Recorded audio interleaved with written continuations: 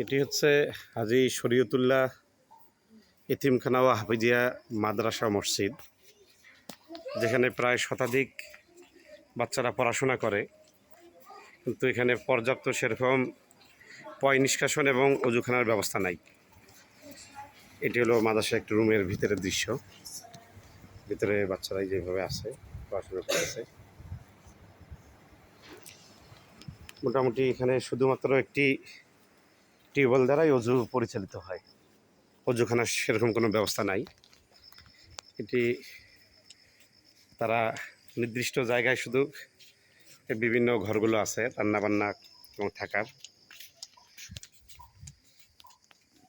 এ হলো মাদ্রাসায় ঢোকার প্রবেশদ্বার। এদিক দিয়ে প্রবেশ করেই এই রুমে মোটামুটি ভিতরে তারা নামাজের একটা ব্যবস্থা রাখে।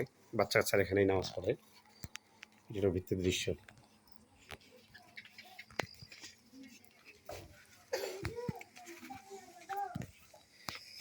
এই মাদ্রাসায় শতাধিক বাচ্চার মাঝে শুধুমাত্র